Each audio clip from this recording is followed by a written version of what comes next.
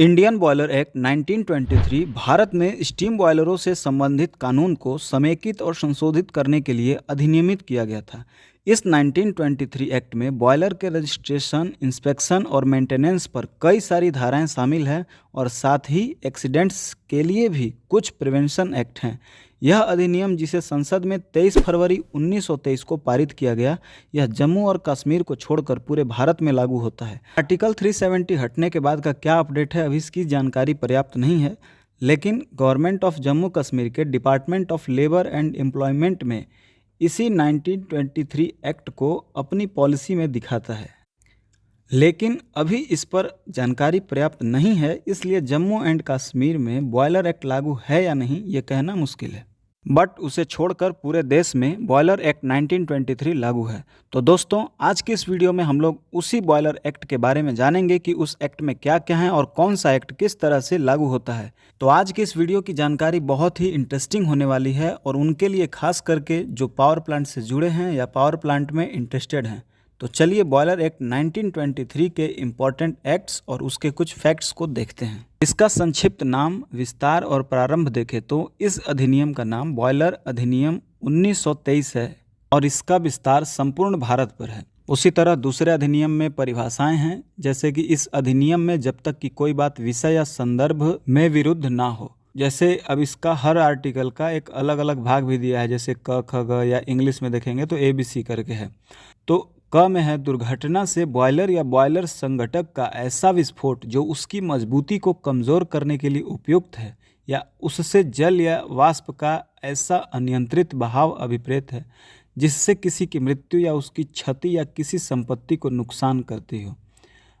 और ख में है, बॉयलर से ऐसा दबाव पात्र अभिप्रेरित है जिसमें उसके स्वयं के बाह्य उपयोग के लिए उष्मा के अनुप्रयोग द्वारा वाष्प उत्पन्न की जाती है, जो वाष्प बंद कर दिए जाने पर पूर्णतः या भागतः दबावाधीन रहता है, यानी प्रेशराइज रहता है, किंतु इसके अंतर्गत ऐसा दबाव पात्र नहीं है।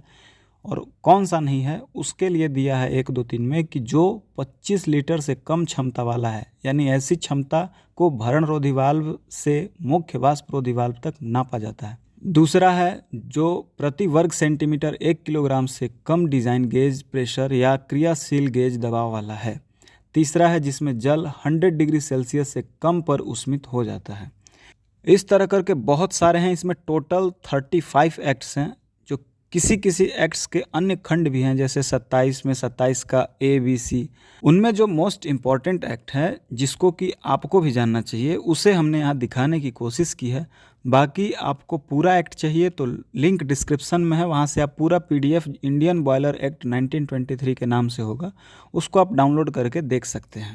उसी तरह हम अगर चौथे अधिनियम को देखें तो चौथा अधिनियम है विस्तार को सीमित करने की शक्ति। जैसे राज्य सरकार राजपत्र में अधिसूचना द्वारा इस अधिनियम के सभी या किन्हीं विनिर्दिष्ट उपबंधों के प्रवर्तन में किसी विनिर्दिष्ट क्षेत्र का अपवर्जित कर सकेंगे। उसमें तकनीकी सलाहकार, वेल्डर प्रमाण पत्र, जैसे चौथे के ख में आप देखेंगे वेल्डर प्रमाण पत्र, कोई व्यक्ति जो किसी बॉयलर या बॉयलर संघटक या दोनों से संसक्त या संबंधित किसी वेल्डिंग कार्य को करने की प्रस्थापना करता है, समक्ष प्राधिकारी को वेल्डर प्रमाण पत्र जारी करने के लिए आवेदन करेगा। उसी तरह वेल्डर से संबंधित दूसरा है, उपधारा 1 के अधीन आवेदन की प्राप्ति पर समक्ष प्राधिकारी वेल्डर प्रमाण पत्र के लिए परीक्षा और उसे अनुदत्त करने के लिए ऐसी प्रक्रिया का अनुसरण करेगा जो विनियमों द्वारा विहित की जाए। और उसी में तीसरा है, समक्ष प्राधिकारी यदि उसका यह समाधान हो जाता है कि उपधारा 2 के अधीन वेल्डर प्रमाण पत्र के लिए आवेदन करने वाले व्यक्ति ने वेल्डर प्रमाण पत्र जारी किए जाने के लिए पूर्व शर्तों का अनुपालन किया है, तो ऐसे व्यक्ति को ऐसा प्रमाण पत्र ऐसी फीस का संदाय किए जाने पर और ऐसी शर्तों के अधीन रहते हुए जो विनियमों द्वारा विहित की जाएंगी वो जारी रहेगा।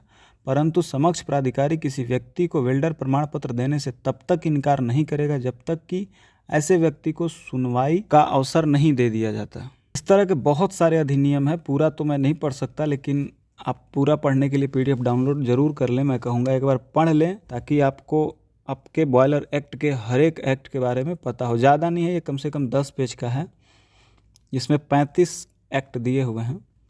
उसी तरह 7वां एक्ट जो बहुत इम्पोर्टेंट है, रजिस्ट्रेशन है, बॉयलर का रजिस्ट्रेशन, उसमें है किसी ऐसे बॉयलर का स्वामी जो अधिनियम के उपबंधों के अधीन रजिस्ट्रीकृत नहीं है, बॉयलर रजिस्टर करने के लिए निरीक्षक को आवेदन ऐसे अन्य दस्तावेज के साथ जो विनियमों द्वारा विहित कर सकेगा। प्रत्येक ऐसा आवेदन विहित फीस के साथ किया जाएगा। उसी तरह से आप देखते जाएंगे। 8वां है प्रमाण पत्र का नवीनीकरण।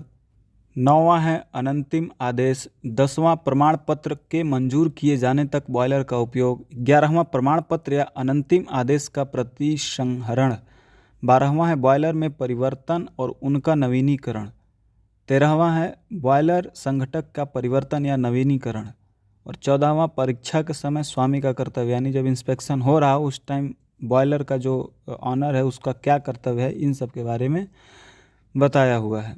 उसी तरह प्रमाण पत्रों आदि का प्रस्तुत करना, प्रमाण पत्र आदि का अंतरण, प्रवेश करने की शक्तियाँ, दुर्घटनाओं की रिपोर्ट, मुख्य निरीक्षक को अपील प्राधिकरण की अपीलें, केंद्रीय सरकार की अपील प्राधिकरण के आदेश का पुनर्निरीक्षण करने की शक्ति, आदेशों की अंतिमता, गौण शस्तियाँ, अन्य शस्तियाँ, रजिस्टर चिन्ह को बिगाड़ने के लिए शास्ति, अभियोजनों के लिए परिसीमा तथा पूर्व मंजूरी, अपराधों का विचारण, केंद्रीय बॉयलर बोर्ड, विनियम बनाने की शक्ति, नियम भंग करने के लिए शास्ति, विनियमों तथा नियमों का प्रकाशन, केंद्रीय सरकार के निर्देश देने की शक्ति, फीस आदि की वसूली, छूट आपात की दशा में निलंबित करने की शक्ति। और लास्ट है इसमें अधिनियमों का निरासन, जो कि निरासन अधिनियम 1927 का अधिनियम संख्यांक 12 की धारा 2 तथा अनुसूचित द्वारा निरासित है। इनके बारे में तमाम जानकारी आप नीचे दिए गए PDF को डाउनलोड करके पढ़ सकते हैं। वो दोनों लैंग्वेज में अवेलेबल होगा, हिंदी में भी और इंग्लिश में भी। तो उम्मीद है दोस्तों इंडियन बॉयलर एक्ट 1923 पर ये वीडियो आपको अच्छा लगा होगा। और नेक्स्ट वीडियो आप किस टॉपिक पर चाहते हैं इसके लिए आप कमेंट करके बता सकते हैं।